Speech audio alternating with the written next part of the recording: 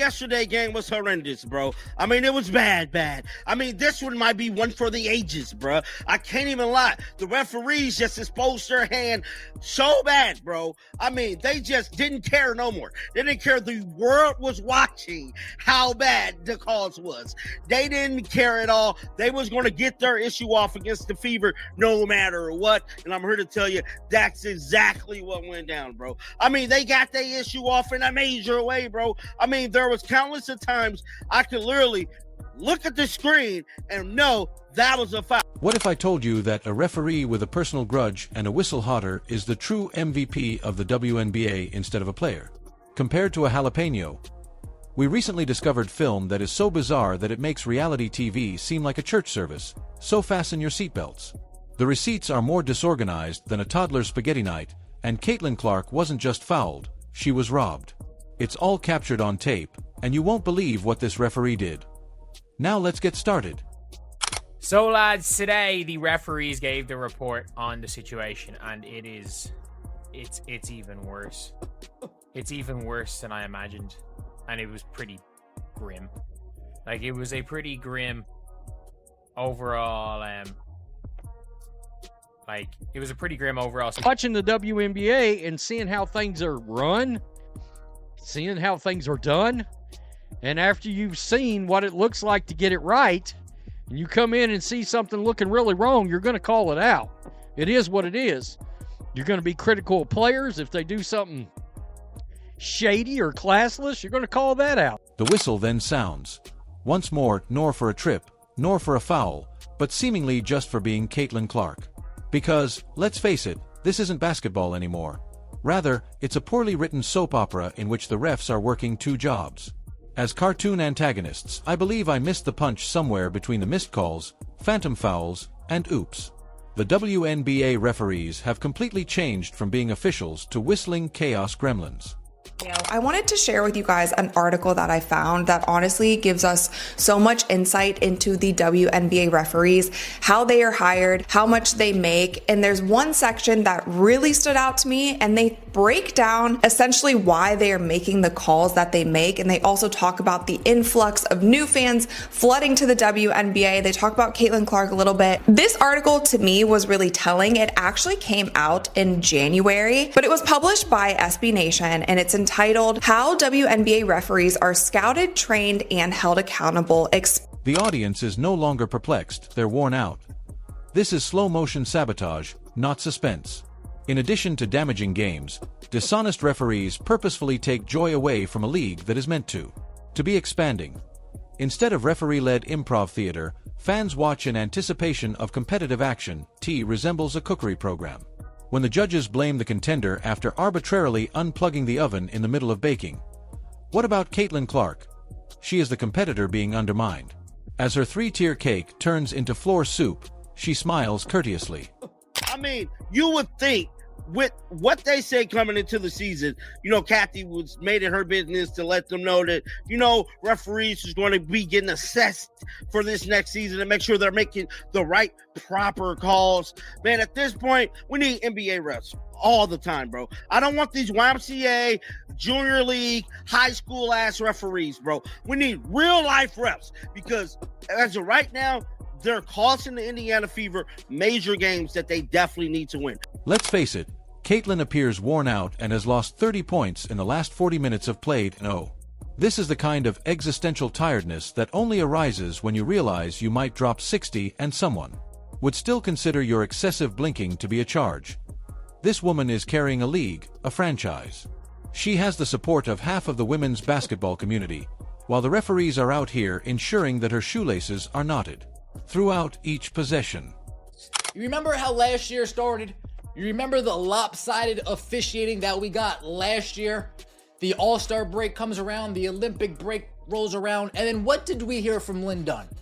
Lynn Dunn goes on the Dan Dockage show and she calls out the officiating. She calls out the referee. She calls out the WNBA. The lopsidedness that is being shown not in favor of the Indiana Fever. The clear biases when it comes to foul calls. The clear biases when it comes to not calling foul calls. Last year, it took us halfway. She's depressed, of course. Would you not be?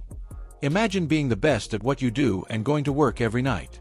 Miracles, and then discovering that your worst rival isn't even donning the opposing team's jersey, it's the Whistling Zebras, who manage to ignore real attacks while flagging her for simple movement, as if she's breaking some secret NBA anti-glow-up regulation.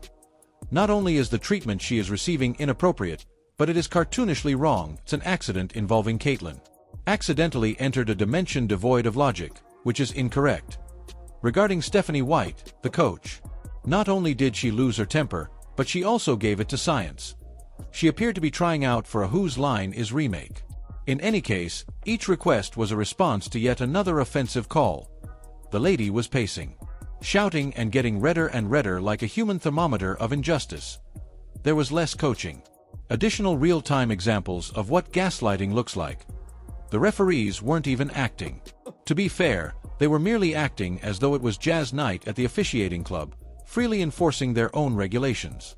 Look at things a little bit holistically. I think Caitlin Clark is a really hard player to officiate, much like Diana Taurasi was throughout the course of her career, for a couple of reasons. Caitlin Clark regularly gets picked up in the full court. She also gets blitzed more over the course of her career than any player in WNBA history or in that period of time. And she also creates some contact herself on the offensive end of the floor. She is very difficult to officiate because of all of the contact that's happening around her all of the time. That being said, I was in contact with a number of WNBA coaches yesterday about this topic of the officiating in the WNBA, and all of them said it needs... There's no other way to put it. Despite the fact that Caitlin Clark did nothing wrong, she is being treated as though she had committed a crime against basketball. Restore its popularity. Did the WNBA want to be seen? Fantastic, congrats. You've got it. The referees are now squinting into the spotlight like sun-stricken vampires, terrified by the weight of real attention. They didn't anticipate replays, supporters, or even people asking questions. These days, every poor decision becomes a meme in 5 seconds or less, and Twitter has slow-motion analyses of every flop's denial and whistle that defies sense, and for some reason it simply keeps getting worse. Bam, whistle, Caitlyn takes a quick rest. Whoops, she violates the law by making a clean steal. She makes a technical foul by breathing too forcefully in the key. As they replicate a UFC promo, the other team receives nothing but high fives. It appears that the referees were perplexed. She believed that Caitlyn would always wind up in prison in a choose-your-own-adventure novel about the WNBA. Page you navigate to. Bad calls are not the only issue, it's just psychological warfare. The girl is a newbie. With the bullseye on her back the size of Iowa, she played with the poise of a seasoned professional. Start off by sharing that the officiating in the WNBA became as hot button of an issue as any. Heated debates surrounding the league's physicality dominated the headlines, particularly when Indiana Fever star rookie Caitlin Clark was subject to several intentional fouls. Now, they also brought up Game 5 of the WNBA Finals. We actually made a whole video about that as well because there were some suspect calls at the end of that game, and a lot of people felt like the WNBA Finals were actually... Every time she stands up, someone is there to practically push her back down. Meanwhile, Coach White's performances on the sidelines are becoming more renowned than the games themselves. She has essentially taken on the role of the unofficial voice of reason. You could almost hear her shrieking with a red face and hurling a clipboard. "Are you serious?" screams the inner monologue every 2 minutes.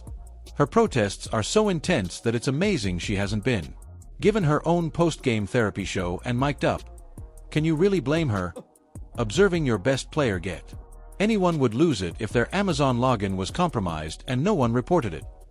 However, rather than honoring her, we're analyzing slow-motion footage of her being taken by surprise as the referees pretend to be statues. It's bizarre. Are we living in a parody universe where mediocrity receives a standing ovation while talent is punished? It took us 4 games for Stephanie White to say, "I've had enough." It's taken 4 games for Stephanie White to say, "You know what? I've had absolute enough. Game 1, okay. Game 2, okay. Game 3, all right." But today was the last straw when it came for Stephanie White. The New York Liberty get to the free throw line 32 times. The Indiana Fever this season have a discrepancy -31 when it comes to free throws.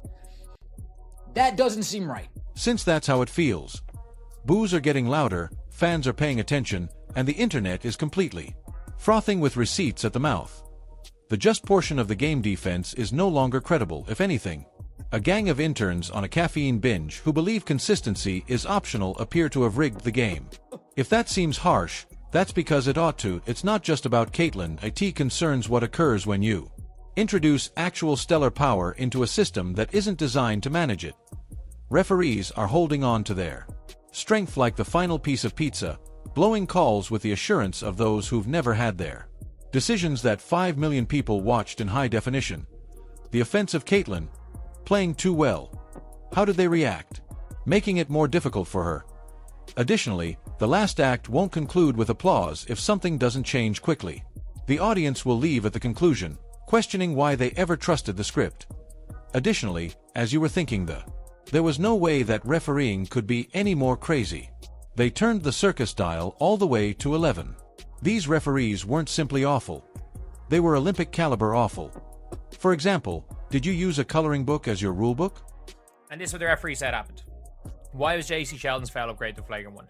In the judgment of the officials, the foul by Sheldon was unnecessary. The contact to Clark's face. Furthermore, there was a wind-up and impact, and the contact to face carries potential for injury. How did you come to the conclusion that that is a flagrant one? How did you come up to the conclusion that it was unnecessary? There was a wind-up, and it was to the face. The three of them that is a flagrant 2. By definition, you have described a flagrant. There was a moment when it appeared as though the referees were drawing fouls from a hat marked random nonsense, while deliberately disregarding all that transpired with Caitlyn Clark and her teammates. Clearly visible contact. Nothing. Good hustle, clotheslining day an entire WWE suplex covered in paint. Excellent defense, apparently. Although it's not yet a conspiracy, we will need to start investigating if a few more games appear to be like this. Earplugs. Because there is no other way to explain this pattern of deliberate blindness from individuals who are paid to literally observe events. The officials seem to have made a blood pact to ensure that Caitlyn Clark is never fouled, regardless of how many times she's been seen on national television looking like a pancake. Crash test dummies are available. I'm receiving more sympathy here, this moment.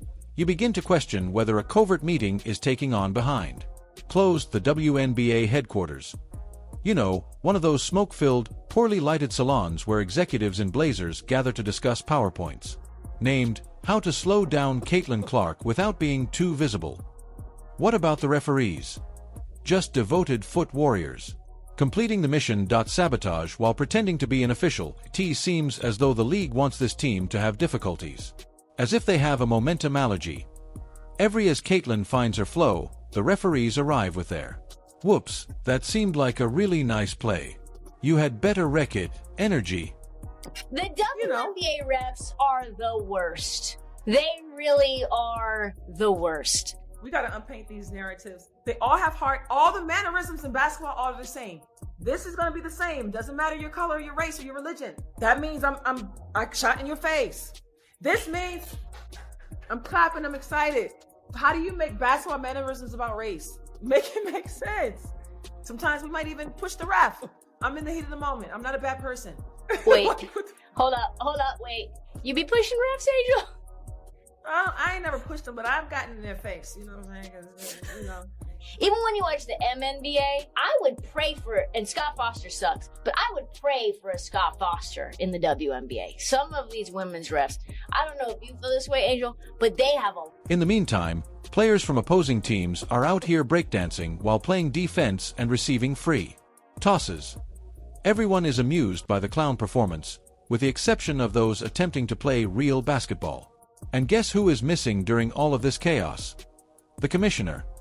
Yes. The silent lady in charge is a legendary figure. A magic 8-ball would respond to you more quickly than she would. Office. Fans erupt, players are punched, pundits are furious, and this